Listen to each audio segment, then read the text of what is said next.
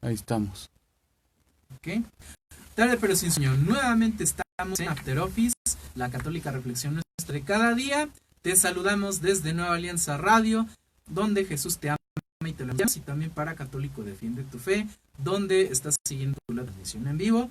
Nos da mucho gusto saludarte en esta noche de viernes 4 de octubre, día de San Francisco de Asís. Queremos recordarte rápidamente que de la misma forma en que es San Francisco el patrono de la naturaleza y el cuidado, mencionar la encíclica que es icónica de nuestro Papa Francisco, quien escoge su nombre debido a San Francisco de Asís. No sé si gustas acercarla, por favor. Sí, claro.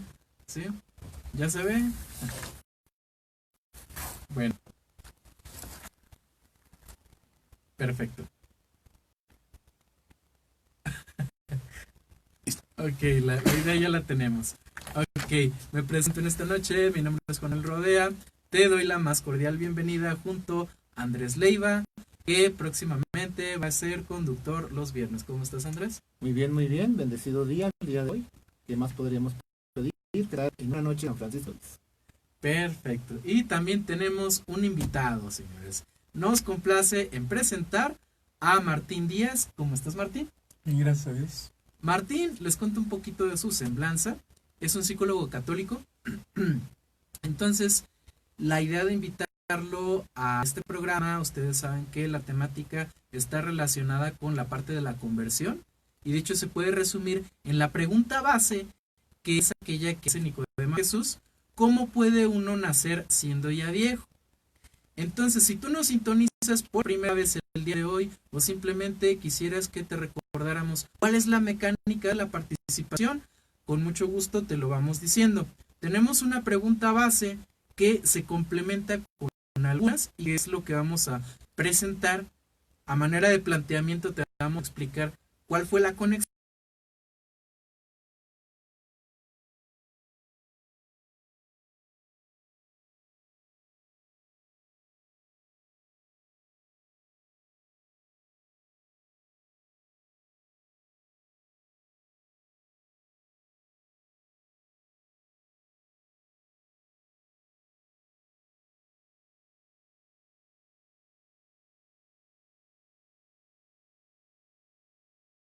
con mucho gusto nosotros lo retomamos. Quiero hacerte conocer que también está con nosotros Raga en los controles, y de hecho queremos pedir una disculpa por el hecho de que hubo una desconexión en lo que es la transmisión. Sin embargo, aquí estamos retomándola y con mucho gusto seguimos aquí, listos para una noche de reflexión. Y así es como nos ponemos en manos de Dios, invocando al Espíritu Santo. En nombre del Padre, y del Hijo, y del Espíritu Santo. Amén. Ven, Espíritu Santo, y corazón de los fieles, y encendéis el fuego de tu amor. Envía, Señor, tu Espíritu, y todo será creado, y se renovará la faz de la tierra. Amén. María, trono de la sabiduría, ruega por nosotros. En nombre del Padre, y del Hijo, y del Espíritu Santo. Amén. Bueno, ¿están ya listos? Comenzamos recordando la punta base. Habíamos dicho que es ¿cómo puede uno nacer siendo ya viejo? Entonces te invito a selecciones de estas 5 preguntas, una o dos que sean las que más te gusten. Puedas hacer alguna anotación sobre tu pregunta, y de preferencia alguna otra pregunta relacionada o una respuesta que crees que puedas compartir para enriquecer la reflexión. Te lo vamos a agradecer. Entonces vamos a dar unos minutos para una pausa desde que te mencione cuáles son. Y las preguntas son las siguientes: ¿cómo es posible salvarse confesando que Jesús es el Señor con la boca, cuando Él mismo dice que no todo el que le diga Señor, Señor, se salvará? ¿Quién dicen los...? Bueno, esa es la pregunta, ¿ok? Y el contexto es en Mateo capítulo 7, verso 21. La otra pregunta sería la siguiente: ¿qué necesito hacer ante mi situación actual para experimentar la plenitud de ese nuevo nacimiento? La tercera sería: ¿en qué momento se puede nacer siendo ya viejo? Otra: ¿cuántos jornaleros de mi padre tienen pan en abundancia, mientras que yo aquí me muero de hambre.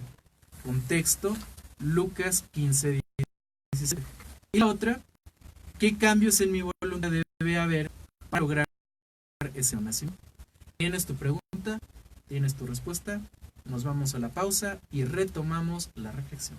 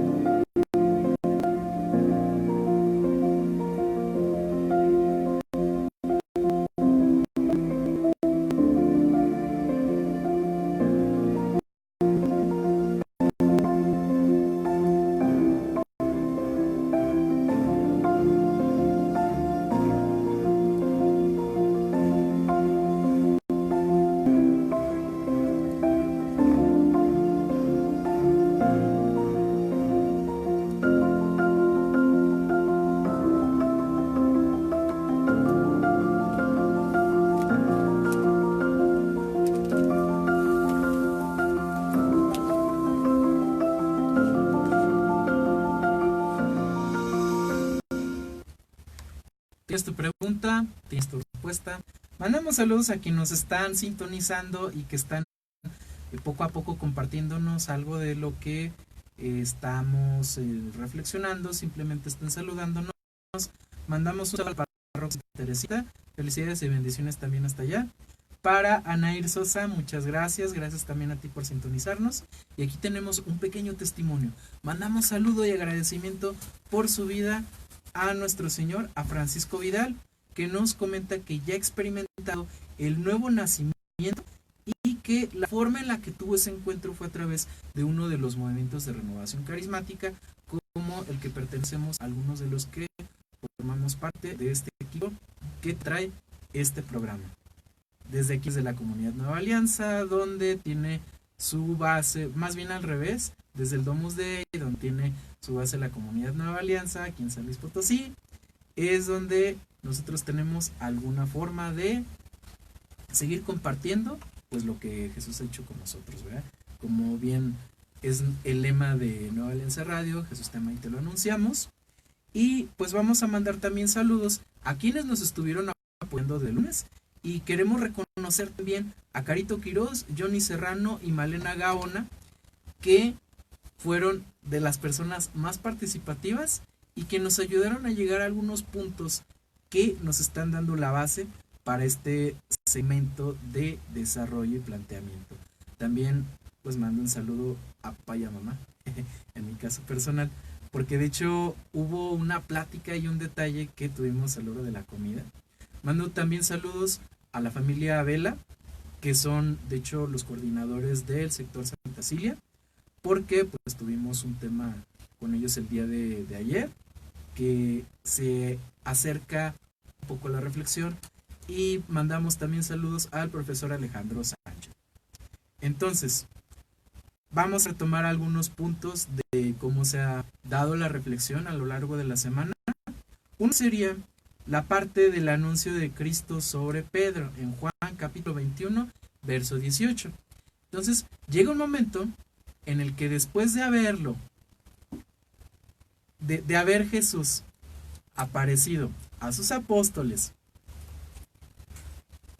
ya estando resucitado, hay un episodio donde confronta a Pedro y le hace una pregunta 3 veces. Compañeros, ¿quién de ustedes tiene en mente de qué pasaje nos estamos refiriendo? Se refiere básicamente al momento en cual están los apóstoles nuevamente pescando, y digo nuevamente pescando, Ajá. porque habían dejado de pescar y habían estado acompañando a Cristo.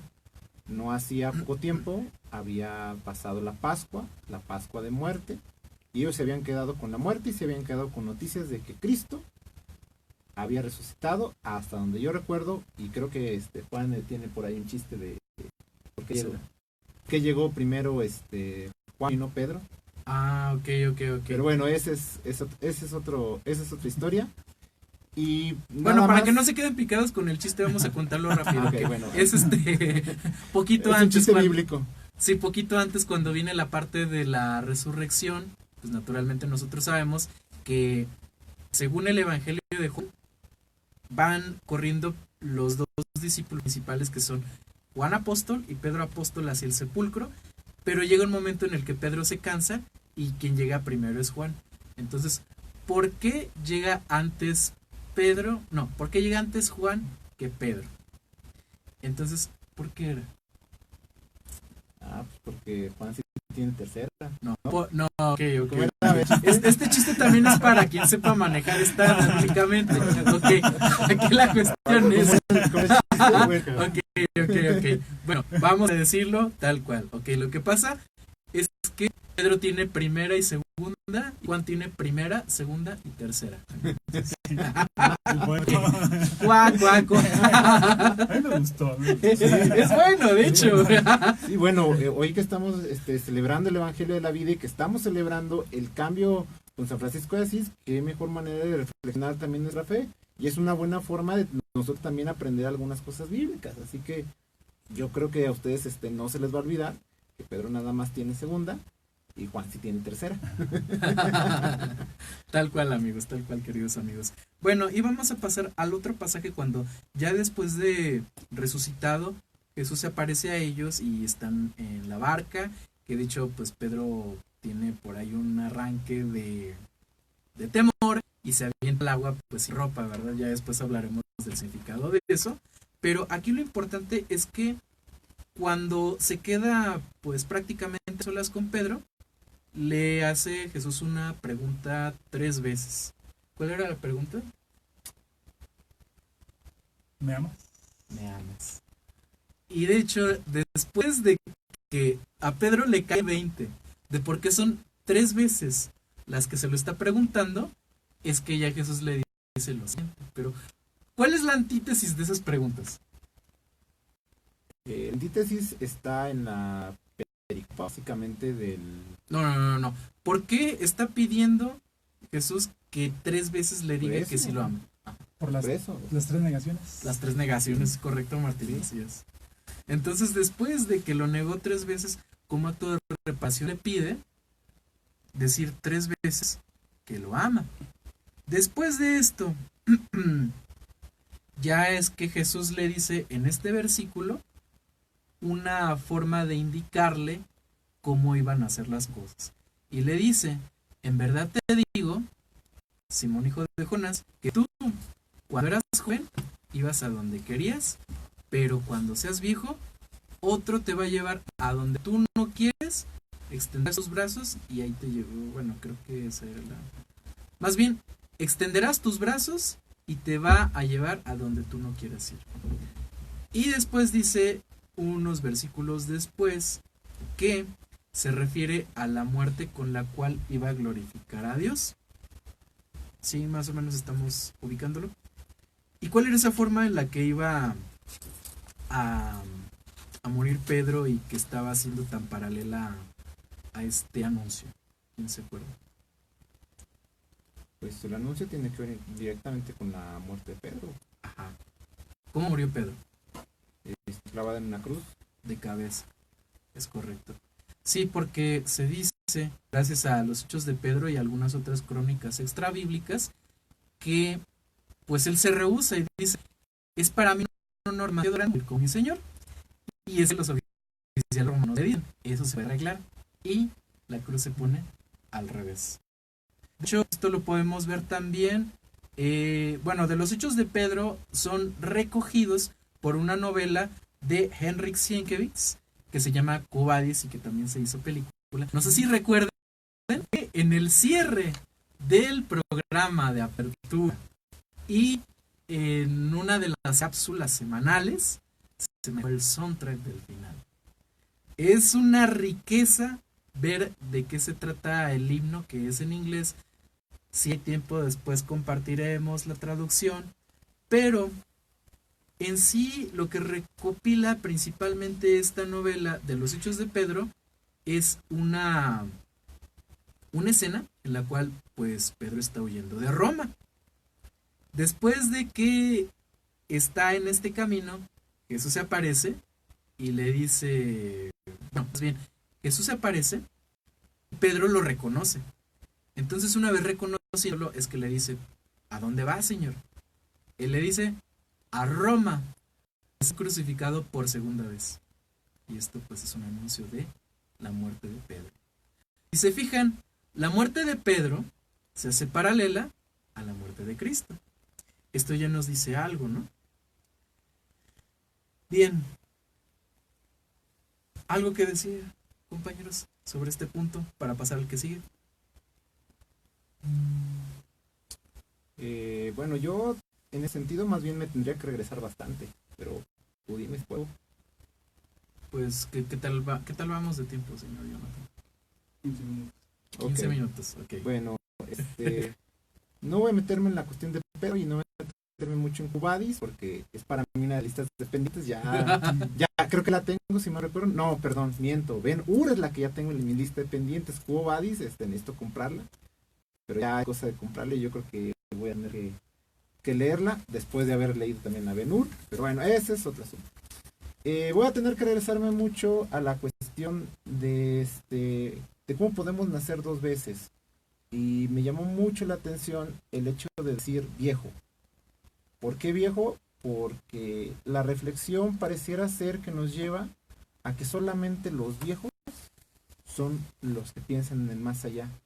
Cuando hablando en sentido filosófico, Fernando Savater dice que no es al contrario, los que piensan en el más allá son los únicos que piensan en la muerte. Y los únicos que piensan en la muerte somos los seres humanos. Así que soy Fernando Savater en las preguntas de la vida, de manera muy específica, inclusive su primer capítulo dice, la muerte para empezar. Vale. Y básicamente es, ¿por qué necesitamos reflexionar del más allá? Porque solamente en algún momento somos conscientes de que estamos aquí, y si estamos aquí, la problemática es, ¿acaso hay un poco más allá? Inclusive creo yo, bueno, tú lo comentaste, ¿no? Un fariseo, un conocedor de la ley, encontrarse ante la perplejidad de decir, ¿y si realmente es el Hijo de Dios?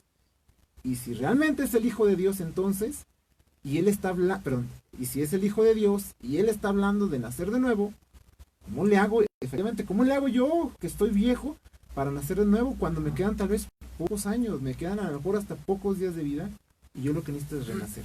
Entonces no estaría nada mal subrayar esa cuestión de cómo es que los viejos, y no es que los viejos, sino que más bien la muerte, que es la que nos hace reflexionar en el más allá. Si no, vemos el contexto. Dice que fue en la noche. Qué curioso, fue en la noche y no fue en el día. Cuando Jesús era afrontado básicamente por multitudes. Que volvemos al problema. ¿Cómo es que él, siendo maestro de la ley, viene a un simple carpintero que explique ese tipo de cosas? De hecho, pues está bastante profundo lo que estás diciendo, Andrés, porque yo aquí estoy rescatando de lo que estás diciendo, que entonces el nacimiento y la muerte están más vinculados de lo que nosotros pudiéramos pues ver en la dimensión humana que tenemos, ¿no? Y es que de hecho esto nos lleva más hacia el siguiente punto, porque pues desde las preguntas que habíamos hecho, por aquí tenemos una que es alusiva a Lucas 15:17, que dice, ¿cuántos jornaleros de mi padre tienen pan en abundancia, mientras que yo aquí me muero de hambre? Entonces fíjense que para esta pregunta específicamente habíamos pensado en un ejercicio que de hecho compartía con algunos de nosotros una vez en un retiro, y que se trata de lo que es la visión divina. ¿En qué consiste la visión divina? Básicamente se trata de, así como hacemos lectio divina, ¿no? Con la palabra, la visión divina es hacer un ejercicio de meditación, de reflexión, pero a partir de una imagen. Un cuadro religioso, un cuadro que represente un pasaje bíblico, como en este caso es precisamente esta historia del hijo pródigo. Entonces, en eso consiste en dejarte conmover por las expresiones de los personajes, por todos los significados que se derivan de la imagen. ¿O en qué deriva esto a ser un ejercicio meramente estético? Pues yo creo que la diferencia es la oración, la actitud orante, obviamente. Contemplativa. Y es una tradición que es más propia de nuestros hermanos ortodoxos. Yo la leí de Henry Nouwen, que Henry Nouwen a su vez la rescató de los ortodoxos. Muy bien. Entonces, pues vamos al ejercicio. ¿Qué tanto se alcanza a ver? Si no, vamos a acercarla lo más posible a la cámara para que... Bien. Amigo espectador, te invitamos a que en silencio veas unos momentos directamente la imagen y que repares en cada uno de los detalles que te llamen la atención, como nos dice nuestro invitado. ¿Tienes tu pregunta? ¿Tienes tu respuesta?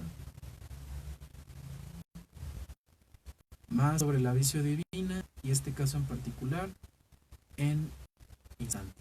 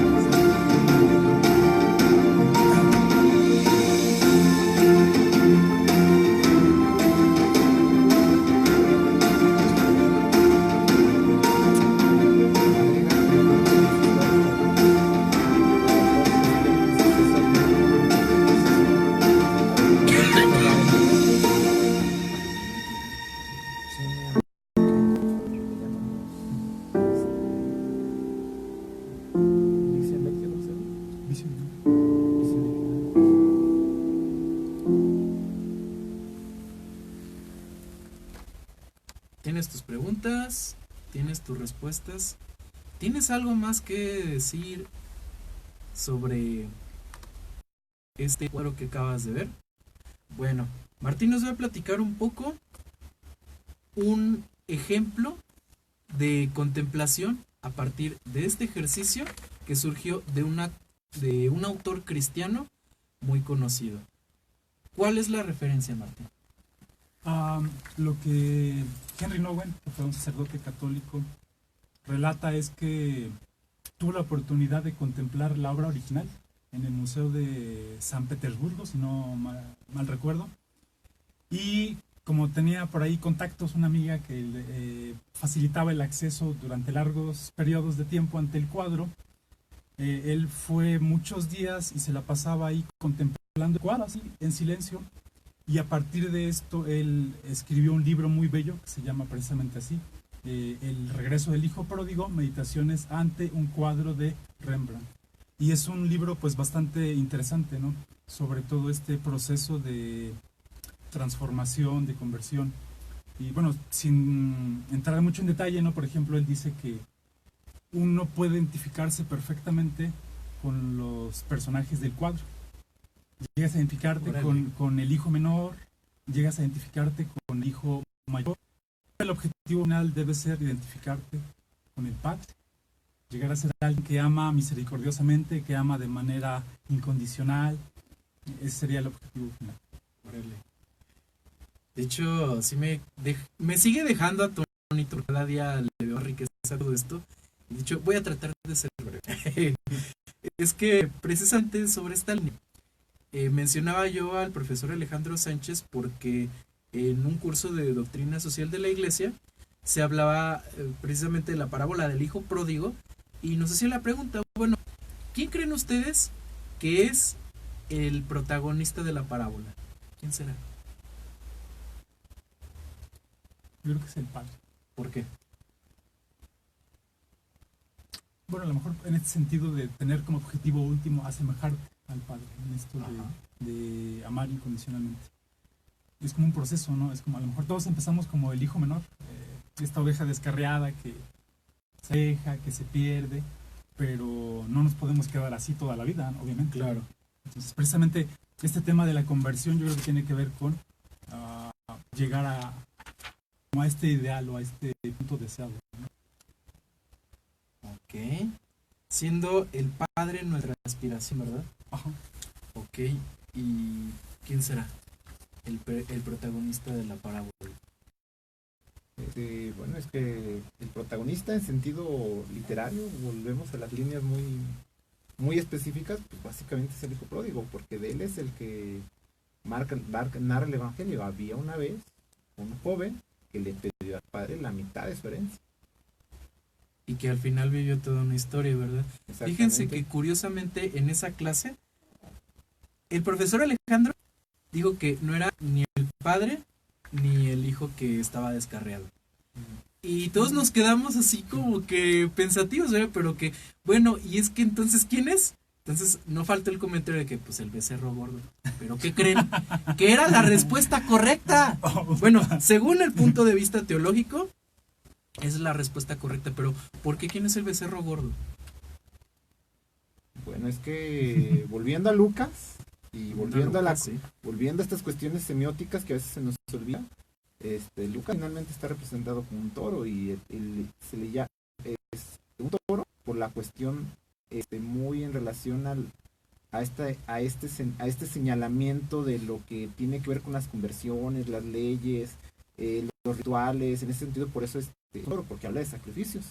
Y ahí hay uno, de hecho, hay un chiste muy malo. Bueno, volviendo a estos chistes católicos que hacías. Bueno, a ver, si lo tienes bien identificado, dilo. A ver. ¿Quién fue el que más se entristeció por el regreso del hijo pródigo? Pues el toro. Pues el becerro gordo.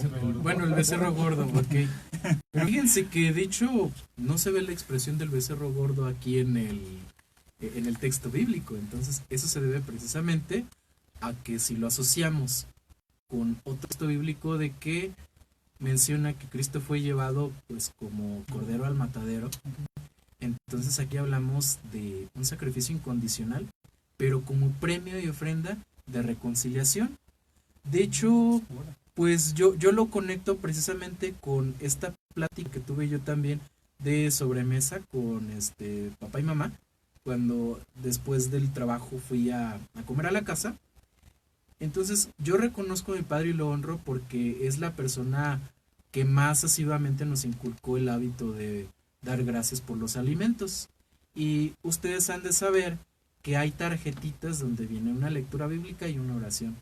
Y que casualmente, para el día de hoy, tocó este texto que estamos nosotros tocando.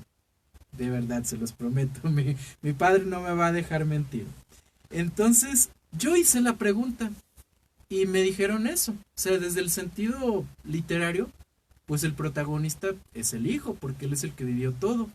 Pero se fijan cómo el proceso nos vincula de forma que tengamos que ser uno con ese sacrificio, que en este caso representa a Cristo. Es ahí el punto de conexión que nos hace ya pensar en ese proceso de transformación. Porque como bien vimos en la cápsula, no solamente Pedro sufrió martirio, sino que también Pablo, y de hecho se hacen algunas menciones de algunos versículos de cartas paulinas, donde por ejemplo dice, para mí la vida es Cristo, la muerte una ganancia, me parece que es en la epístola de los Gálatas. Vamos a recordarla con el enlace que también les vamos a poner ya al final del programa. Y pues que eso se sigue viendo en los siguientes cristianos que van surgiendo, ¿verdad? Y más allá del martirio físico, donde todos estamos a lo mejor esperando que una muerte rápida va a ser fácil, se trata de ir poco a poco muriendo a una parte de nosotros. Tan es así que en Mateo 5:5, pues Jesús nos dice, bienaventurados los que lloran. ¿Por qué? Porque serán consolados, de alguna forma o de otra, pero se trata precisamente de eso. Entonces, vamos a retomar también la parte de la visión de Santa Catalina de Emmerich. No sé si recuerdan que tuvimos un bonus track, porque solemos tener una cápsula a la semana y como sorpresa involuntaria, ya después les explicaremos por qué, tuvimos la oportunidad de tener una cápsula extra. Entonces, en esta cápsula extra tenemos algo muy valioso de la visión de Santa Catalina de Emmerich, que ella visualiza la salvación de forma que entre nosotros y Dios hay un río. ¿Ese río qué significará? Que nos separa de Dios. El pecado. Es correcto, Martín. Así es. Entonces, se necesita de un puente para cruzar ese río. Entonces ella dice, ese puente yo le reconozco 3 escalones, uno que comienza con los pies, que viene representando lo que es el afecto, porque en ese afecto se fomenta todo. Ya después vamos hacia lo que es el corazón, donde ese afecto se almacena. Y después ese tercer escalón va hacia lo que es la boca. No sé si ubiquen que precisamente la boca tiene un sentido bíblico, sobre todo cuando se está refiriendo a la boca de Dios. ¿Puedo comentar algo? Se me hace muy interesante, ¿no? Cómo hay unas interconexiones así entre muchos pasajes bíblicos. Entonces, yo, por ejemplo, me quedé pensando en la pregunta, ¿no? De cómo es posible salvarse casando con la boca. Y yo, por ejemplo, pensaba también en este pasaje que dice, ¿no? Que de la abundancia del corazón habla la boca. Entonces, no es solamente repetir algo como un loro, ¿no? Primero es transformar el corazón para que en el corazón abunde esto y que después salga como una confesión espontánea, ¿no? Y la otra es, por ejemplo, conectando también con el pasaje del hijo pródigo. Me da la impresión de que el hijo pródigo estaba poseído por ideas equivocadas. Entonces a veces la muerte es eso, ¿no? La muerte es morir a ideas que te esclavizan, ideas que te llevan a la destrucción. Y resucitar es llevar al corazón ideas que te liberan, ideas que te dan vida. Fabuloso. Hoy yo creo que estamos aprendiendo mucho todos, ¿verdad? Allá vamos a mandar saludos rápidamente a Lidia Ayala, que nos encomienda a San Francisco para que interceda, y también por la salud de su esposo Francisco, claro que sí, está en oración. También para Francisco Vidial, bendiciones desde Monterrey, Nuevo León. Desde San Luis Potosí también te mandamos un cordial abrazo. Para Noelia Cabrera, que desde Guatemala nos saluda, bendiciones también para ti.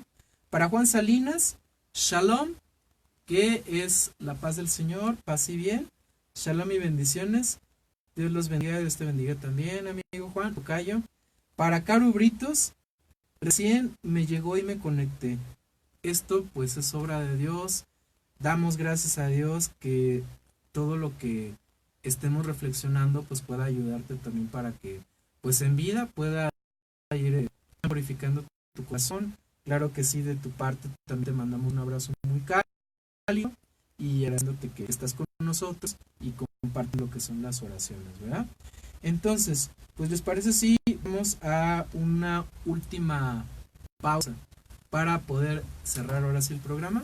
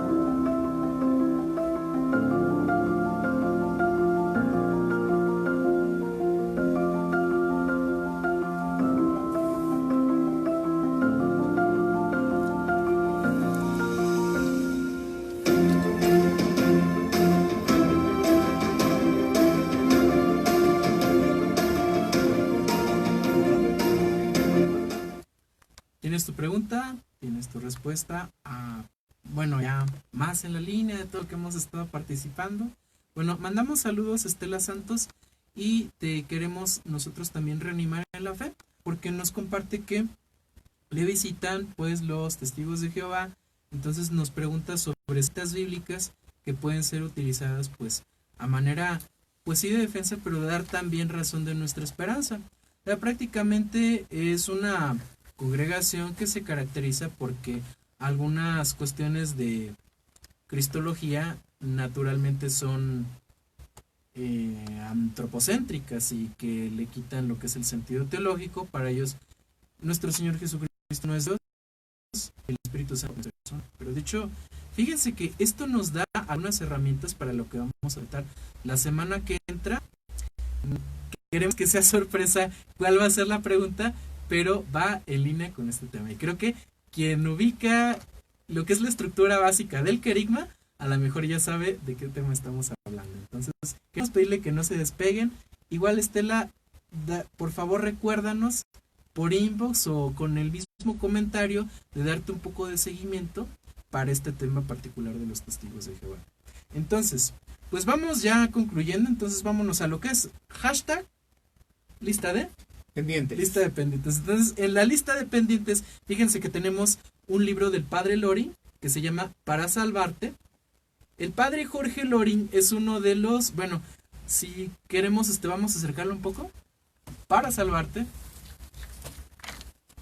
Y es cortesía de Rodo. Rodo que pues nos acompaña a lo que son los lunes.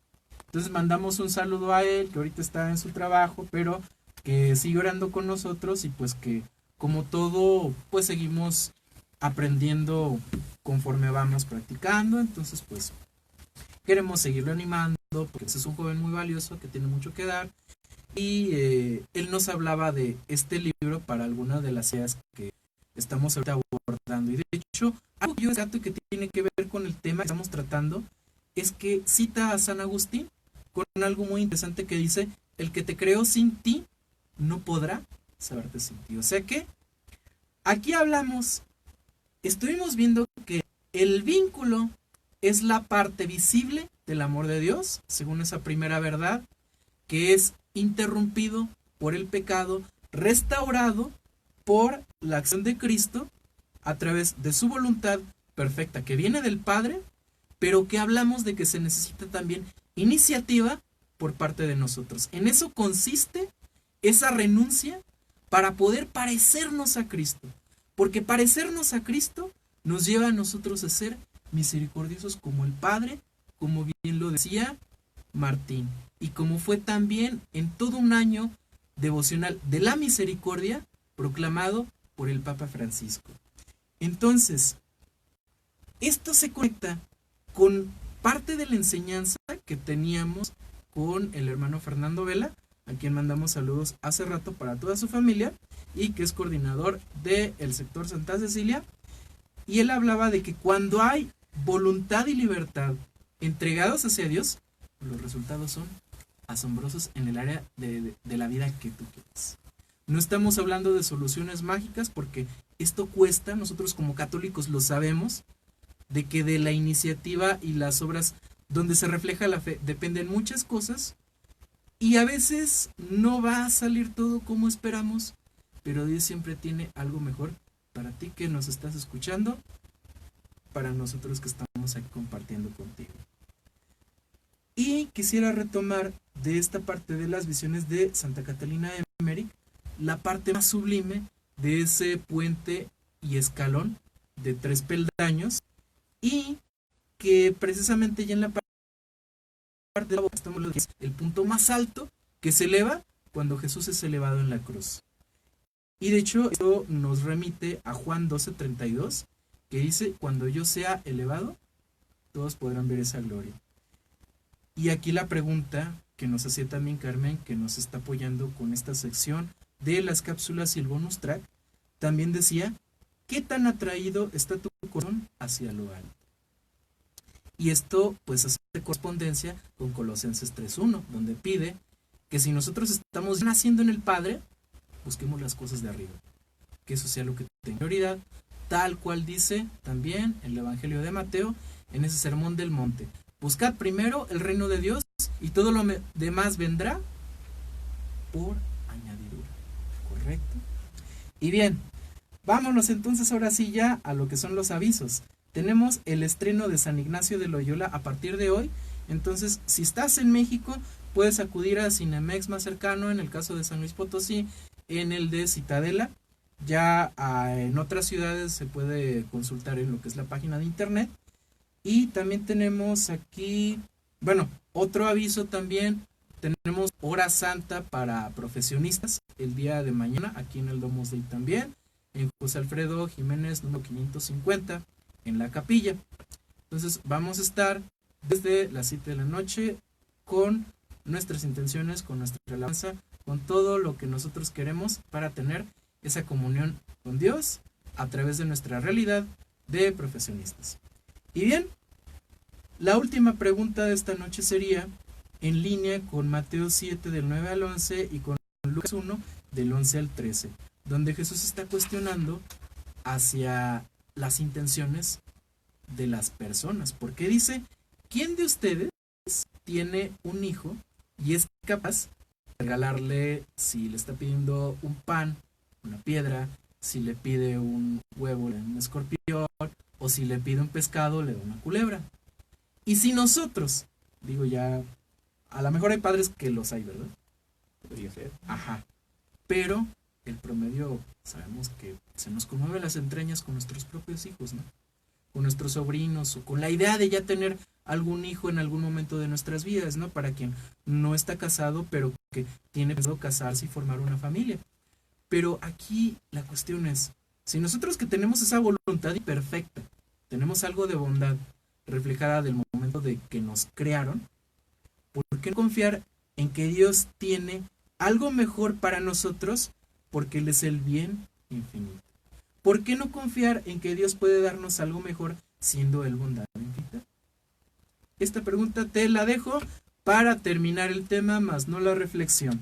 Te recordamos que puedes seguirnos sintonizando aquí en Católico Defiende tu Fe, en Nueva Alianza Radio, también en lo que es Facebook, y en las demás redes sociales nos puedes encontrar en @católico tú en Twitter y en Instagram como Católico Defiende tu Fe, todo seguido. Recuerda que tienes una cita con nosotros este lunes a partir de las 8 con el próximo tema y con la próxima semana de After Office. Tarde pero sin sueño. Jesús te ama y te lo anunciamos. Muy buenas noches y bendecido fin de semana. Hasta pronto. Buenas noches.